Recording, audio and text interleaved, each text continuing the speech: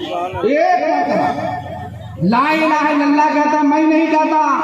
हजरत बायजीद बुस्तामी रहमतुल्लाह अलैह फरमाते हैं कि अल्लाह ताला उसके 12,000 गुनाहे सगीरा को मिटा देता है, और जब मुहम्मदुर रसूलुल्लाह कहता है तो अल्लाह तबारक व तआला उनके नामे आमाल पर 12,000 नेकियां लिख देता है। सुभान अल्लाह। गुनाह कितना मिटता है? 12,000। सवाब कितना मिलता है? 12,000। 15,000 क्यों नहीं मिलता? 20,000 क्यों नहीं मिलता है?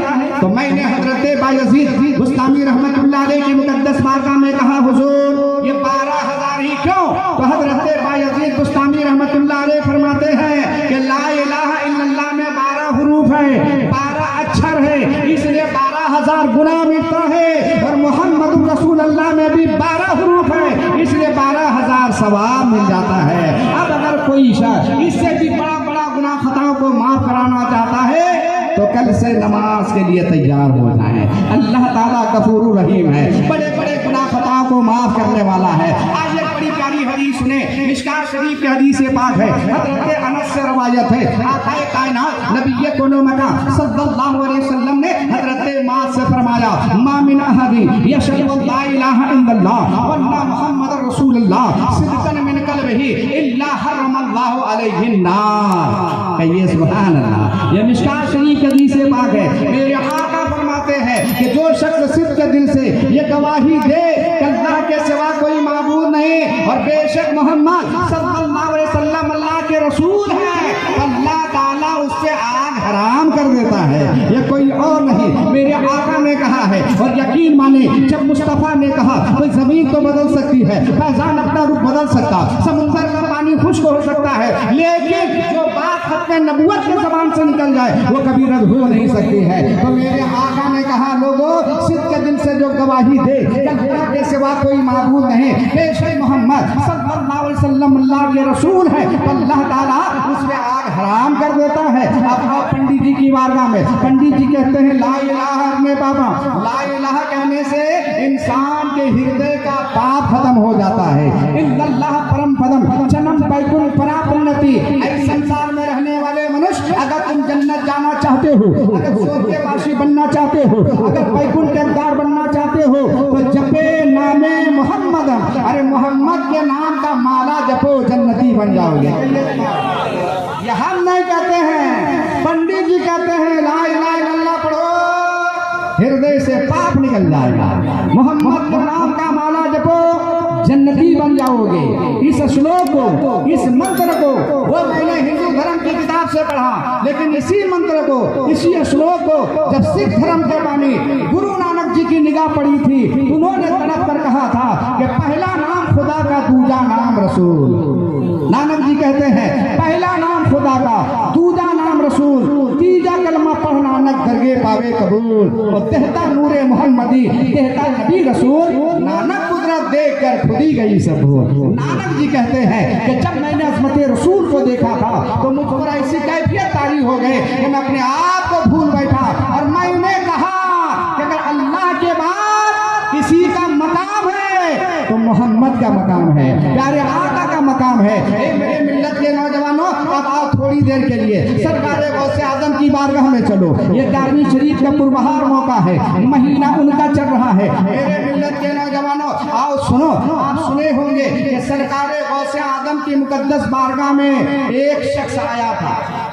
सरकार गौसे आजम की बारगाह में एक शख्स आया, चूंकि मेरे गौस वो हैं कि जिस तरह मेरे आका तमाम नबियों के सरदार हैं, उसी तरह हुजूर गौसे पाक ये तमाम वलियों के सरदार हैं। कहिए सुभान अल्लाह। वलियों के सरदार सरकार गौसे आजम है। उनकी बारगाह में एक मुरीद आया, एक शख्स आया ने कहा, हुजूर हमें मुरीद आपसे होना है। आका हाथ बढ़ाइए, आपके हाथ में मुरीद होना चाहते हैं। सरकार गौसे आजम ने कहा ठीक है चलो पढ़ा। कहा हुजूर लेकिन मेरी 2 शर्त है। अब सुने प्यारे, सरकार गौसे आजम की बारगाह में गया है, कहा मेरी 2 शर्त है, मानिए और उसके बाद हमको मुरीद कर लीजिए। सरकार गौसे आजम कहते बता तुम्हारी शर्त क्या है, पहले जरा हमें बता शर्त क्या है। कहा पहली शर्त ये है कि हम चोर है, चोरी करते रहेंगे। कहा वाह साहब, सरकार गौसे आजम की बारगाह में आया है और कहा है चोर है, चोरी करते रहेंगे, जबकि चोरी करना हराम। कहता चोरी करने रहेंगे। अच्छा पहली शर्त। दूसरी शर्त क्या है? कहा हम नमाज नहीं पढ़ते, नमाज नहीं पढ़ते। कहा या अल्लाह वो नमाज जो मेरे मुस्तफ़ा ने कहा है कि नमाज मेरी आंखों की ठंडक है, नमाज मेरे मुस्तफ़ा पे माफ नहीं है, अब तू कहता है कि नमाज नहीं पढ़ेंगे, अब दोनों शरीयत के खिलाफ और मुझसे मुरीद होने आए हो। उसका जवाब सुनो। कहा हुजूर अरे आपका दर तो वो दर है कि चोर भी आता है तो वली बन के लौटता है। सुभान अल्लाह। इसीलिए ना हुजूर हमको मुरीद कीजिए ना, सरकारे गौसे आजम पे कुर्बान जाओ, मोहब्बत सुने इंशाअल्लाह ईमान ताज़ा हो जाएगा। सरकारे गौसे आजम फरमाते लेकिन मेरी एक शर्त मानना होगा। कहा हुजूर ये दो शर्त मेरी, आप दो शर्त कहेंगे हम मानने को तैयार हैं, लेकिन मेरी दो शर्त है। अच्छा ठीक है लेकिन मेरी एक शर्त मानना होगा। बोला क्या? बोला कि ठीक है जब कभी भी आजान का टाइम हो जाए। मौलवी साहब देते ना आजान? बोले कि हाँ। बोला जब कभी भी टाइम हो जाए, पांचों वक्त तुमको जहाँ रहो, घर में रहो, मैदान में रहो, खेत में रहो, खलियान में रहो, जहाँ रहना है, टाइम हो जाए आजान दे देना है। क्या हुजूर कोई बात नहीं कर देंगे हम? बोला दे दोगे? बोला कि हाँ। बोला ठीक है तो मुरीद हो जाओ। सरकारे गौसे आजम के हाथ में मुरीद होते हैं। होने के बाद घर चला गया। अब जैसे घर पहुंचा है असर का वक्त आ गया। उधर मौलवी साहब आजान दे रहे हैं, गौसे आजम से वादा किया है कि आजान दे देना, आजान पढ़ना है।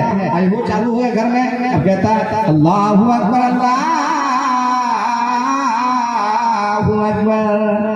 जब आजान दे रहे हैं बीबी झांक के देख रही है। कहा यार आज तक कभी आजान नहीं देता था, हुआ क्या है कि आजान घर पे दे रहा है? कुछ तो मामला है। देखा आजान खत्म किया मगर नमाज नहीं पढ़ी। कहा या अल्लाह आजान देता नमाज नहीं पढ़ना है। चुप हो गए, चुप हो गई।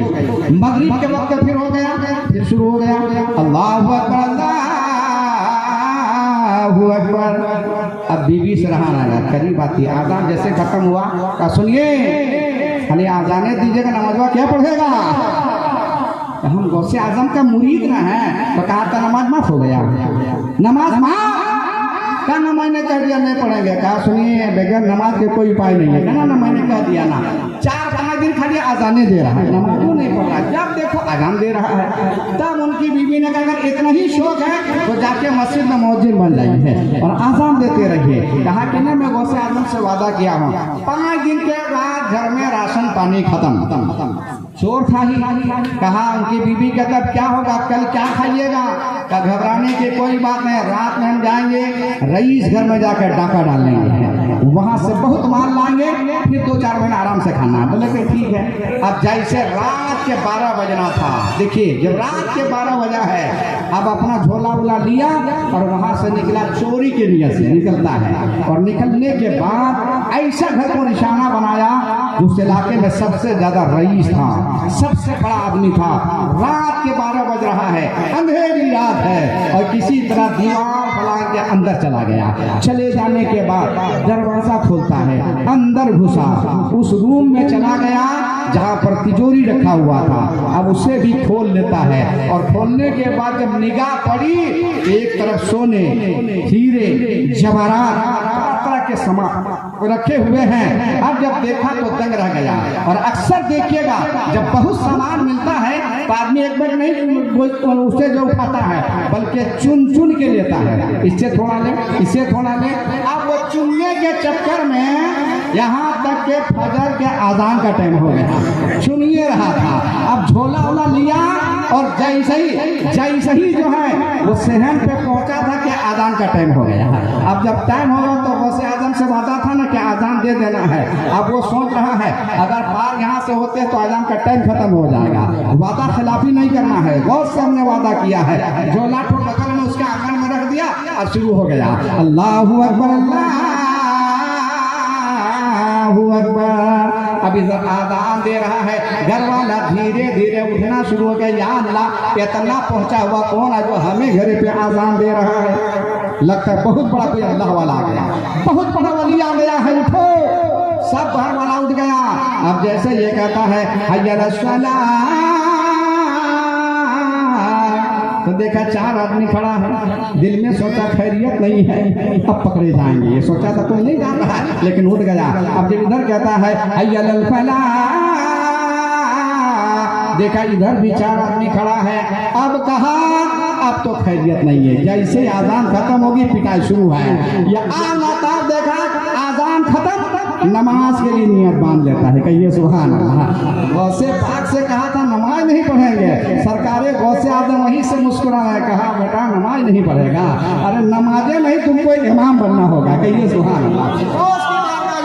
वहाँ मुस्कुरा रहे हैं। अब जैसे सुन्नत से फारिग होते हैं ये लोग वजू बना के आ गया, कहा हुजूर आज हम लोग आप ही के पीछे नमाज पढ़ेंगे। तो कहा कौन इमाम है तुम्हारा क्या? अरे हम चोरी करने आए थे, चोर है चोर। कहा नहीं हुजूर आप बहुत पहुंचे हुए हैं। कहिए सुभान अल्लाह। बहुत पहुंचे हुए हैं, हम लोग आप ही के पीछे नमाज पढ़ेंगे। कहा देख भैया हम चोर है लेकिन हम लोग नहीं मानेंगे, आप ही के पीछे नमाज पढ़ेंगे। अब जिद में आ गया। अब आओ ना पाओ देखा मेरे गौसे आदम मुस्कुरा, कहा खड़े हो गए, नमाज फजर बा जमात पढ़ा रहे हैं। सुभान अल्लाह। इमामती कर रहे हैं, इमाम बन गए हैं। अब जैसे नमाज से फारिग होना था दुआ मांगते हैं। कहा बाबा ये सामान आप लोगों का है, सोना हीरा रखिए। अब हम गौसे आदम की बारगाह में जा रहे हैं। मेरे गौसे आदम की बारगाह गया, गौसे आदम मुस्कुरा रहे थे। कहिए सुभान अल्लाह। मुस्कुरा रहे हैं गौसे आदम। अब जैसे गौसे आदम मुस्कुराना था ये करीब गया और करीब जाने के बाद कहता है हुजूर मान गए। कहा क्या हुआ? कहा हुजूर हम सिर्फ जो है नमाजें नहीं पढ़े हुजूर, आपने मुझको इमाम बना दिया। सुभान अल्लाह। ये सरकार गौसे आजम की, ये उनकी जो है करामत है मेरे मिल्लत के नौजवानों के। चोर गया, चोरी करने गया था और यहाँ तक के इमाम बन के वापस लौट कर आता है। तब किसी शायर ने कहा है कि निकाहे वली में वो तासीर देखी और बदलते हजारों की तकदीर देखी है। ये सरकार गौसे आजम है। तब तो किसी शायर ने कहा है कि हर वली से ऊंचा, कहिए अरे हर वली से ऊंचा है रुतबा गौसे आजम का, रुतबा गौसे आजम का, रुतबा गौसे आजम का। और हर वली से ऊंचा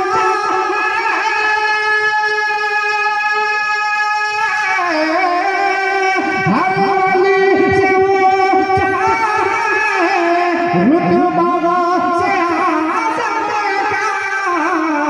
और कुल जहां में चलता है, कुल जहां में चलता है सीता गौसे आजम का। और कुल जहां में चलता है सीता गौसे आजम का, सीता गौसे आजम का। आखिरी शेर कि मुर्द क्यों जिंदा हो उनके इशारे पर। मेरे गौस ने इशारा किया ना तो मुर्दा भी जिंदा हो गया। सुभान अल्लाह। शेर कि मुर्द क्यों जिंदा हो उनके इशारे पर। हर मुर्द क्यों जिंदा हो उनके इशारे पर। मुर्द क्यों जिंदा हो उनके इशारे पर। और मुस्तफा से मिलता है, मुस्तफा से मिलता है शजरा